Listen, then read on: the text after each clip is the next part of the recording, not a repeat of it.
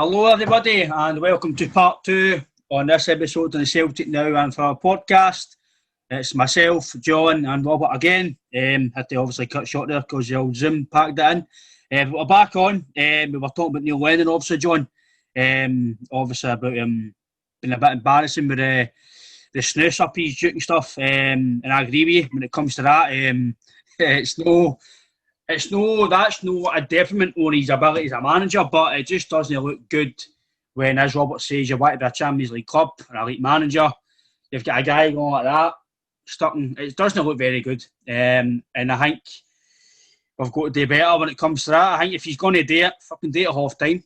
Don't do it in the park when it's in front of the cameras, because you know yourself, where it happened with Oakleflex in the Hibs game, he had an AirPod in, and that was due to the staff giving him an AirPod. But some fans see that and go, is that cunt listening to music? And it flares things up. I don't know anything about that, John, but I agree with you with Neil Lennon. I think everybody knows it's a manager that's giving him a few words of encouragement, probably. Mm-hmm. Go out and try and save my job, son. But I think it's a bit late for that. And see, fair play to Oakleflex, Harper, Mickey Johnson's still young, out a long time injured. They boys kind of get through under the bus as well. Not going to criticise the boys for performance whatsoever. No, you can't. can't. Very hard circumstances. It's very hard to criticise him, Robert. I know that for me, it did look a bit, I don't want to say out of place, but you can see how maybe we say the young guys deserve a chance, but you can maybe see how high that jump actually is, maybe, in terms of physicality and fitness. See, this is where I would say, again, it's no structured.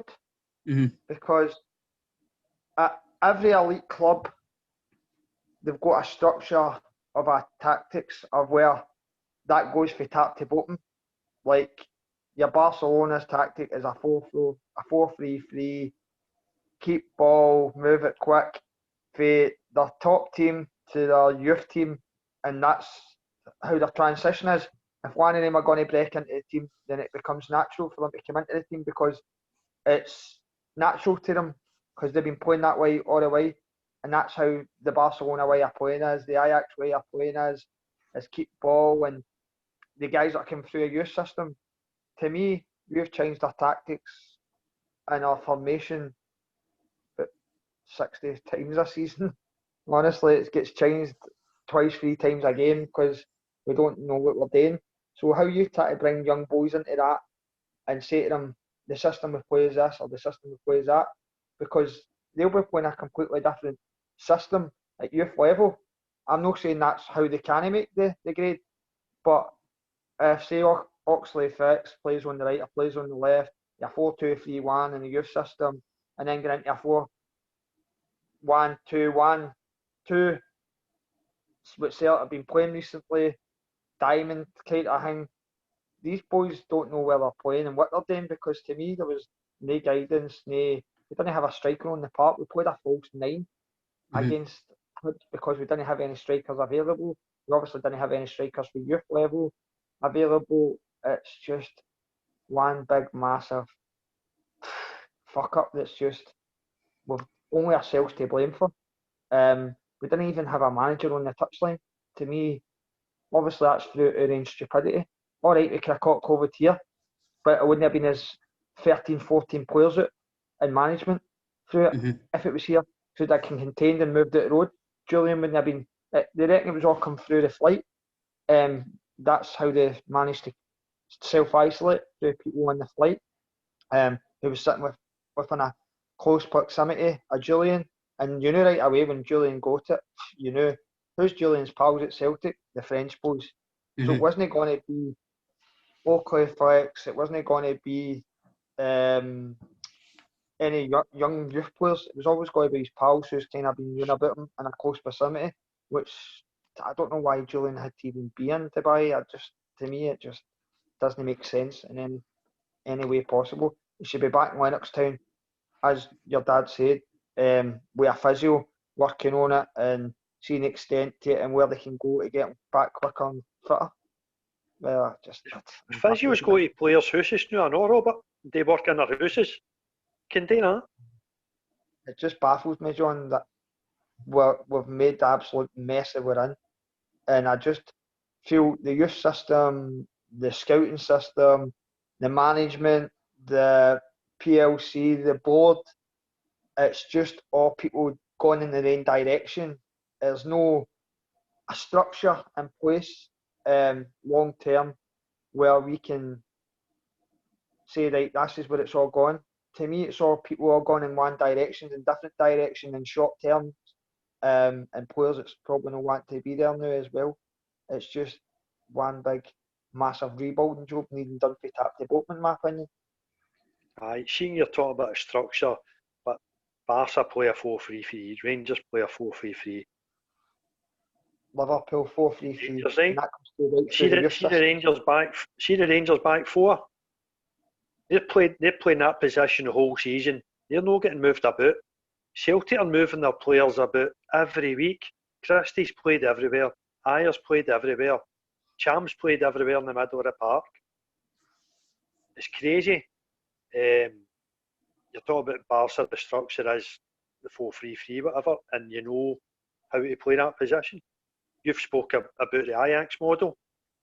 Ajax, you play every different position. You don't play in goals or whatever. You play the 10 outfield positions. You get a week at right back, a week at left back, a week up front. So they're good enough to fill in anywhere in the park. That's what you're looking for, something like that, isn't it, Robert? Aye, exactly, John. See like that. See for example, that Daley Blind, the boy went to Man United. It didn't work out for him that well. That boy played about 5 or 6 different positions with Man U as well, because he could. He might not be the best, but he could because he's that used to it playing in Holland, and that's what they do. You've got to be comfortable to play in that position. You could be left back 1 week with Ajax, centre forward the next, and you've got to be able to do it, or you're no be there. And I say with teams like that, it's no often they change their management. It's no often they change their scouts, because if it's working for them, they keep it in place and it lasts for a long time. Whereas we're changing every 2-3 years. It needs to be a long-term plan, no short-term. Everything's short-term at Celtic now, and I just feel that's where we're going wrong as a club. That's what I would take 2 or 3 years of hurt easily to have long-term success. And when I say long-term success, I don't mean domestically, because you're always going to win something here, aren't you? I'd like to think so. It's Europe you want to progress. It's not domestically. Domestically, it's not too bad. It's in the European arena now. We're struggling big time. See, like, just for instance, John, like you produce a guy like Kieran Tierney at £26 million, and it's a great bit of business for the club. And I get maybe the first team needs a bit of money invested in it. Why not use that?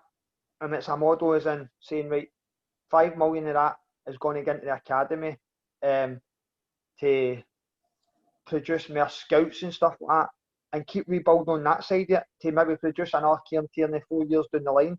And then it's the £5 million being invested wisely, rather than going and buying a get ball and goal at £3 million and 20 grand a week, then going to spend £2 million on Greg Taylor, then going and spending say £2 million in a loan fee for Laxalt, which I've spent 10 million of that, and it's not worked. I'm not saying it'll be a left back, it could be a right back, it could be a right centre half, it could be a right mid, but the structure of the youth system is at £2 million a year. That's what Celtic spend on it.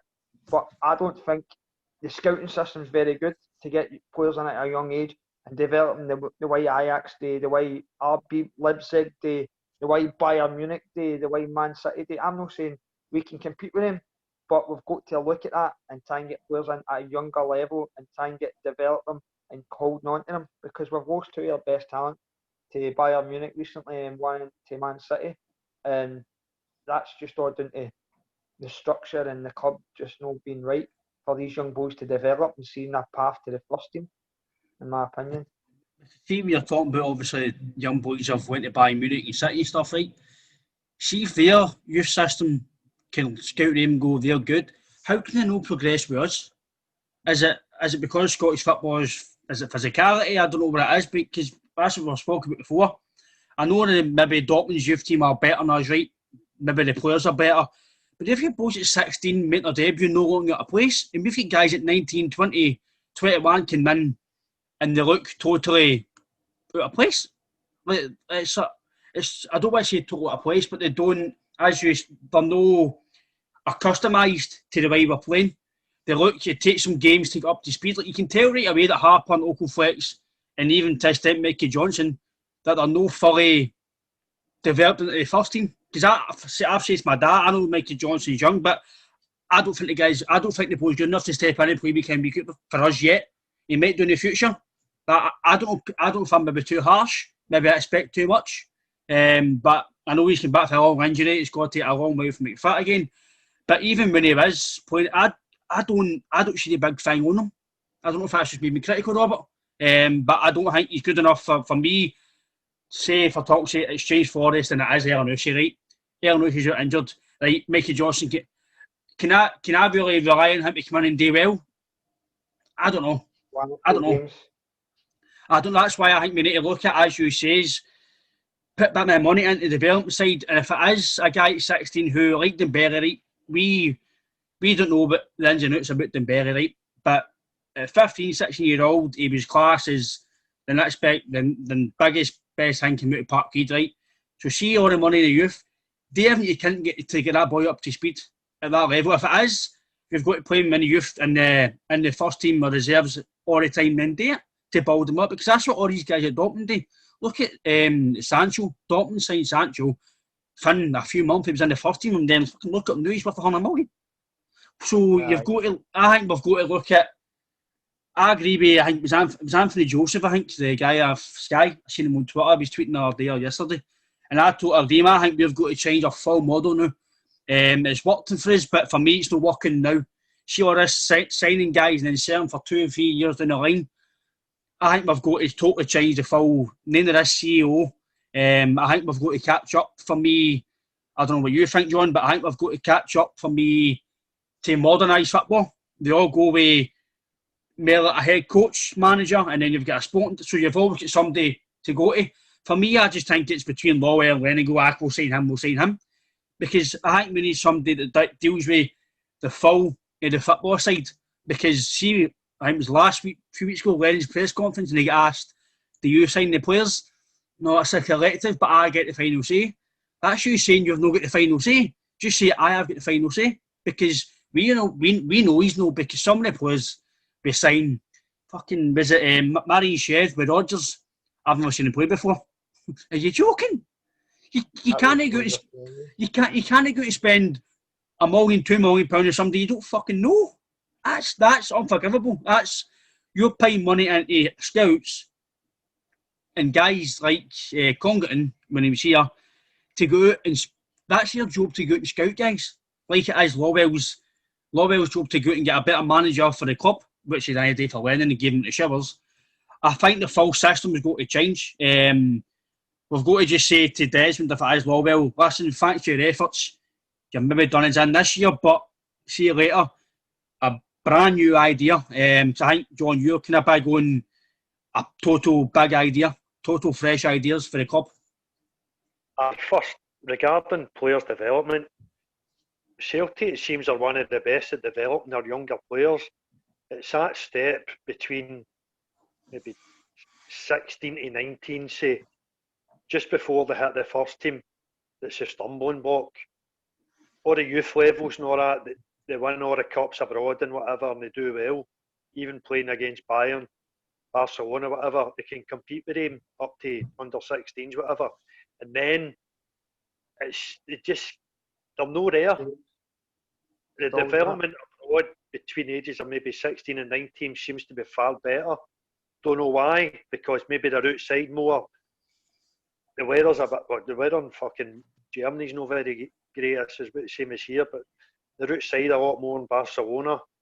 They can get outside a lot more training, get more touches of ball outside, whatever. I think they're just that wee bit of development. If we had that wee bit more success, I think you'd have more homebred players coming through. because it seems to have stalled a wee bit, doesn't it? See, on that side of things, John, it's alright if I just, that you're on this Aye. case, just nip in here, mate. See what I feel with youth football is in Scotland. They took away the reserve league, right? And the reserve league was brilliant, and the fact is that you had players coming back from injury, seasoned pros that your players could play against and find out the rough and tumble things. I know we can't bring players out now and send them out to junior teams, what we used to do back in the day, and it toughened guys up, it made them better players. But I like the full fact of this structure is what they were going to do was they were going to put the youth teams into the lower leagues in Scotland and into the cup competitions, because it gives these young players a idea of what a season pro is doing in League Two and the wee cup competitions like the Iron Brew Cup, which is a great idea, but I just don't think that's enough for them. I think that's where our youth players are not getting developed enough, is because they're only playing guys their age.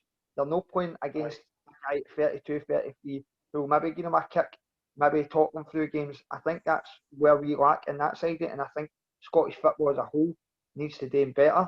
And I think, obviously, when the pandemic's over and stuff like that, say like a wee team like Clyde, and if they're playing over just at Broadwood, you would go up on a Tuesday night if Celtic under 21s were playing there, and you went Tuesday night, no doing it, I'll nip up there and have a look. They'll get more revenue out of it. It'll help with smaller teams in Scotland, and it will help develop younger players in Scotland and become more men, because I think now it's too mollycoddled in this society. And as you say, going from being an 18-year-old and a great prospect to then playing against seasoned pros and men at 30 years of age, it's a massive jump. You're no playing against guys your own age, weight and size. You're then playing against a guy who could be 6'4" and 14 stone of muscle. It is too much of a jump, and I feel in Scottish football we need to develop the colt teams more and put them in the lower leagues in Scotland, because I think it's a win-win situation all in my own opinion.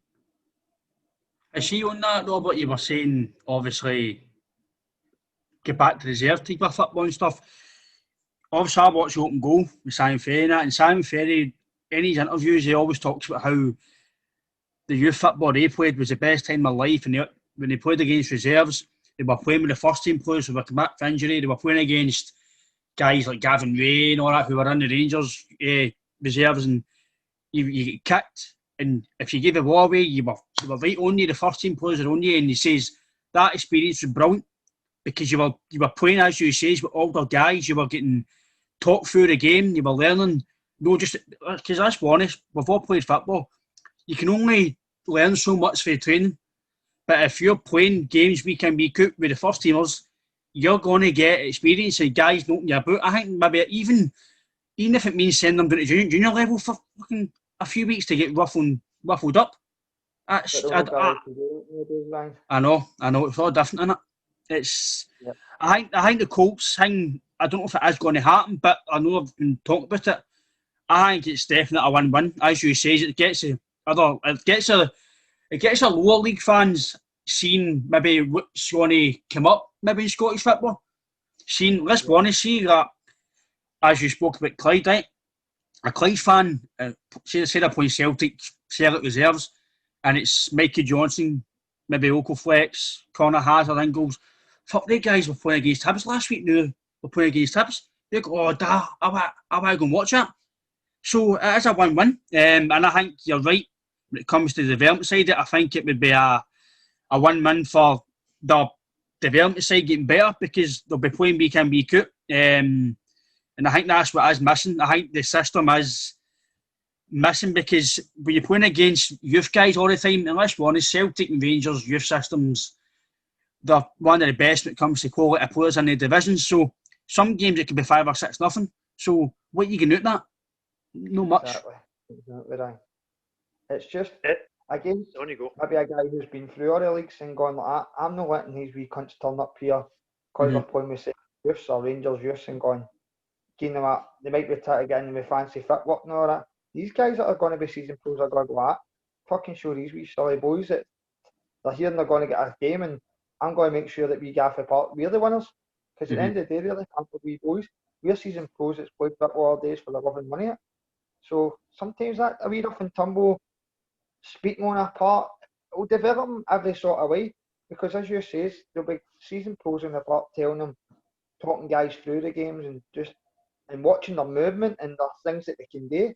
Whereas it's young boys that are developing, they're all very similar in that sense. I just think something needs to change at youth levels / reserve / to me as well. Just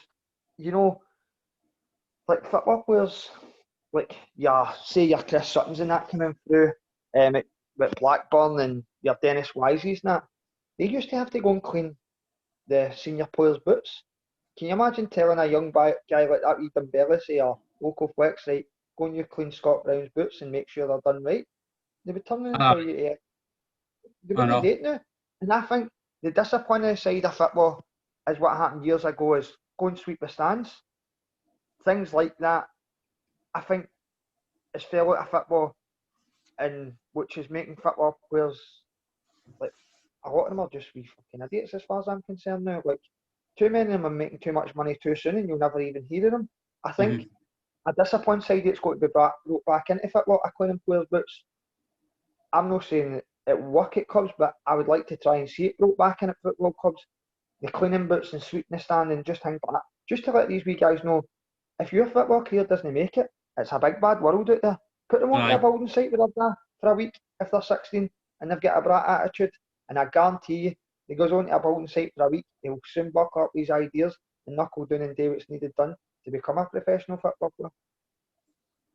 I see regarding the development, I quite agree with you what you're saying about the reserve league. I used to go to reserve games at Celtic Park years ago. If the first team game was off or whatever, you'd rock up to Parkhead and go and watch. You'd normally get 2 or 3 boys for the first team that weren't. Back then, you might only have 2 subs. You'd 13 players. So you'd have 2 or 3 players that would be playing anyway, and some really good prospects coming through. It was excellent. Used to get big crowds at all Firm games. It was excellent. Regarding development, quite agree. Younger players will learn more after a season pro, and see if they're playing with them for a month, they'll learn more within that month than what they would within a year in the academy. Definitely. Quite agree with that. I think it sticks with me as well, obviously, yourself, John, you watch Open Goal and that as well. Simon Ferry says, which I actually quite like, has some of his interviews and what he talk about, it's kind of, as you say, Robert, they're mollycoddled now.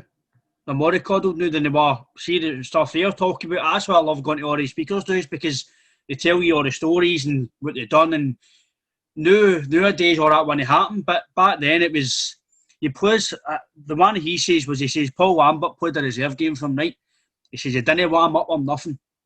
Just watched, he had a cup of tea. And I think Simon Ferry was on the bench or something when he was playing, but he says, You'll learn more after me today, and you learn with anybody else training for the next year. It was something similar to that. And he says he was right. He says he talked to guys through the game. He says it was effortless. And I think that's what's missing. And I agree with you, what yourself and John are saying. So it's the same with me, like, when I grew up, when I played like amateur and I was only 17, 18, even guys at that level were talking me through the game. And I was getting kicked out. And I've always said, when I left 21s and went and played amateur, it was the best thing I ever done, because it made me a better player. I was learning how to hold the ball up. I was learning how to get free kicks and learning how to talk through the game. And I think that's what's missing. There's no doubt these young guys are, to make it at Celtic at any level, 16s, 17s, or 16s to 18s to 23s, whatever, you've got to be good. Especially these days, I think you've got to be really, really good. So there's no doubt these guys are really good for that level. But to get to the first team, I think now it's a total different level. I think it's a massive step, and I think that would be something I think that maybe we should look at. Hopefully, if it happens, I think it would benefit Celtic. As you said they signing Bolingoli for £3 million. They might have a left back who's going to be up to that standard, and he's free.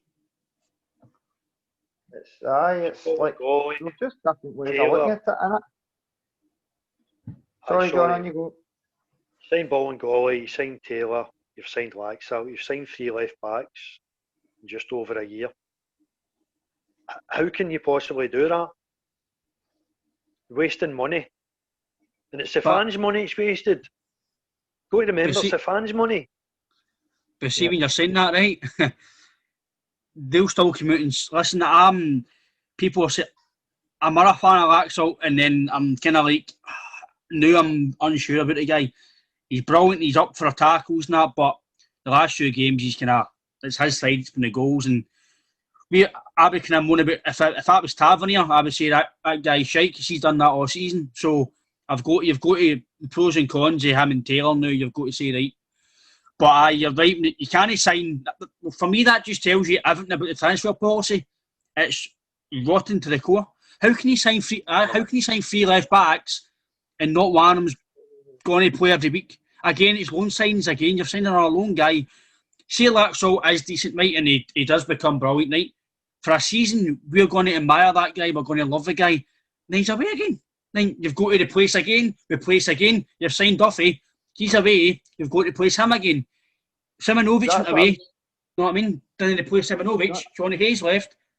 It stinks, man. That's what I was saying, Ryan, about the long-term thing at Celtic. We've got too many loan players in the last few years. To me, all you're doing is developing somebody else's loan player, unless there's a clause in it that you can sign them. But 8 times out of 10, they don't become anything special for us to go and sign them. They're out of our wage bracket. That's where one needs to change, and you've got to identify players now, I think, for the summer, but we don't even know who's going to be the manager for the summer. We don't know if Lennon's going to keep the job to the summer, or if he's going to play him, he's going to be the manager next year. I don't even know if they've got a plan B. They had a plan A, and in my opinion, they were just going to stick with Lennon no matter what to the end of the season. But I reckon in the next few weeks we're going to drop more points. It's sad to say it. I don't see us going and beat Livingston on Saturday in a depleted squad, and on the plastic pitch, who's the most informed team in the league, apart from Rangers. I think it's going to be watching it through the cracks in your fingers, and I'm actually worried about the next few weeks, because I think the banners at Celtic Park that were up on the fences will increase by tenfold if the results start getting worse and worse, and I can't see it getting any better, to be quite honest with you. That's what I said. I think the season will just get worse, Robert. Definitely. Are you confident, John? Almondvale on Saturday on a plastic pitch and beating them? Nah. No, it's at home. It's at home on Saturday. Was it no? Is it? Aye, and then the away games. No, away. The away on Sunday. It's at home. Sorry. But the second game's away. And I think obviously we'll have most of the guys back for the second game, but there will be a week or so. They'll be short. You guys will not be ready to play. You can't go and play 10 or 11 of their players, they're not going to be fit. Because obviously Ayeti and Griffiths struggling for fitness, now they're isolating again for 10 days. Then obviously there's only so much they'll be able to do, so they're going to come back on fit again. It's just everything that's went wrong everything that could have went wrong, has went wrong. And I just think that the full model is going to change. Obviously, John, you were going to touch on the Leipzig model, how maybe we're not saying look at that identically, but something you can maybe look at. Aye, Robert's mentioned before the Ajax model, and I've said Red Bull Leipzig. Just to let you know, see the last 4 years, Leipzig have only spent 50 million net on players. They've sold players for big money and they've recouped money. Sorry, your screen disappeared there. Let's done it again. That's it. They've bought players for big money, sold players for big money. The last 4 years, I've only spent 50 million, which is basically 12.5 million a year they're spending. And look where they are, second in the Bundesliga, fighting with Bayern Munich for the league title the last 3, 4, 5 years. Semi-finals with Champions League. It just shows you with the right structure, development, you can do it. and that's just one team. There's other teams in Austria, Switzerland, Norway, other places that do things like that, and they're getting success. Look at the boy that played with Milan against Celtic, and was he Norwegian? It was only 3 or 4 million, aye, for Bobo Gump, aye. Absolute belter. There's talent everywhere. It's just getting out and finding it. Because Talent at every level of football. I generally don't know what our scouts do. See, for the last week, but I want to touch on the transfers. With Declan Gallagher, right? People were talking about Twitter, but we didn't get Benkovic, so I'd rather have. Why has Nicky Hammond got to scout Declan Gallagher? He plays in the same league as you. You don't need to go and scout him. Team at the bottom of the league.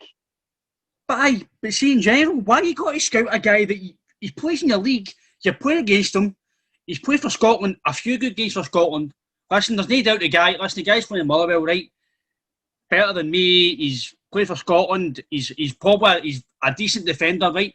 But see, for us to improve us, nah, I'm sorry. I'm not going to have it. If he signed, I'll back the guy, I'll support the guy, and I hope he does well. But for me, free transfer gains a cheap option. There must be better free transfers than a guy sitting down 11th from the bottom of the table. Cassine goes left, right, centre. How's that going to improve us when we're trying to shore up our defence? I thought our model was to buy players young and develop them and sell them on for a high fee. He's 30 years of age in the summer. So what is he just a stopgap for a year? Then again, we don't. Celtic don't even know their structure now, do they? So what chance have we got on it? As you say, Ryan, it's like they're talking about signing the boy Alan something. What's his name? Duthie or something for Alfie. The Charlton. Aye, Doughty. Aye, that boy. Doughty. And they were going to bid $1 million and they bid up to 800 grand and 900 grand.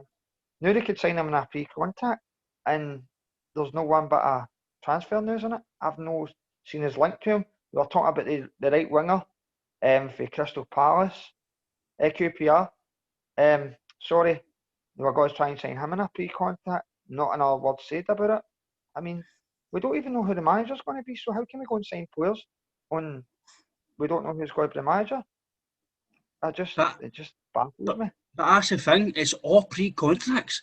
If he's going to be if it's only end of the season, he's only going to be 500 grand, $1 million tops.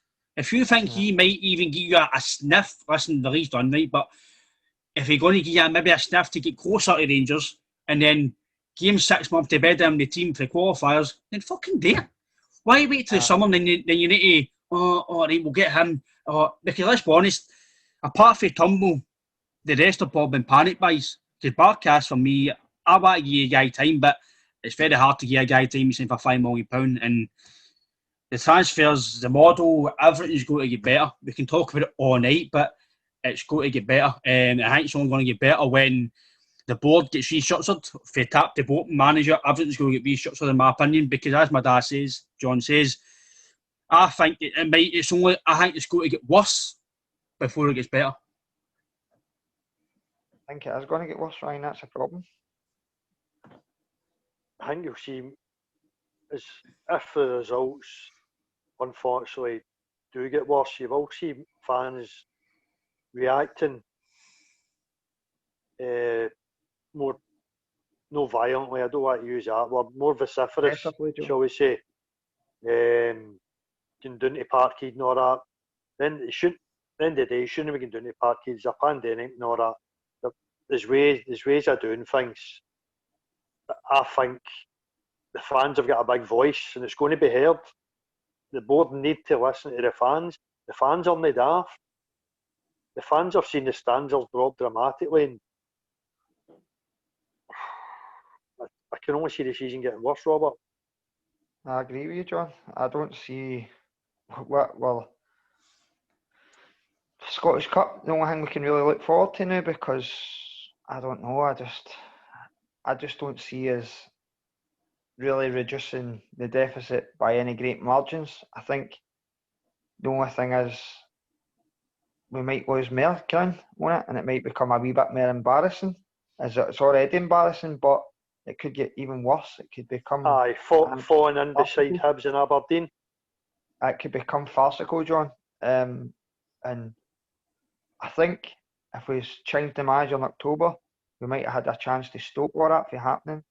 I'm not saying it would have happened, but when the fans demanded change, then it should have happened.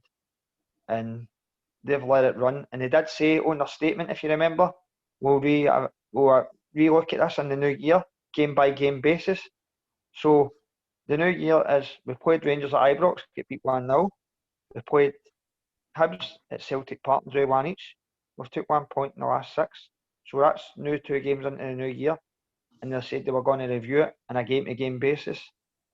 I've not seen them out reviewing it. And they should be apologising for everything this season. Not just going to a trip to Dubai. I just feel the disconnect for the fans. And the board is so far apart. And then they need to really get that back on track before the end of the season and before it gets too late and it becomes a financial gap very closer and closer and closer of Celtic and Rangers gap in money, because it's as easy as that how it could swing. And then obviously, John, your last a wee minute left here, lads. So your last kind of wee thought, John? Regarding money, Celtic have got to, domestically you don't get very little money for winning the league. In Europe is where the money is, and Celtic's miles off it. So, as you said, big restructure required, big changes on and off the park. But I think it's going to be a tough couple of months, lads, to be honest with you. I hope I'm wrong, though. I agree with you, John. I think we're on the same kind of agreement. I think we hope it gets better, but I think it could get worse. But obviously, we need to try and go into Saturday's game, try and get a positive result, and then we'll go for there and we'll see what happens in the next few days and next few weeks and then the season. But thanks for our time again, lads. That's part 2 done, and I'll see you again on the Celtic Now and for our podcast. Thanks, lads. Cheers. Cheers, Ryan.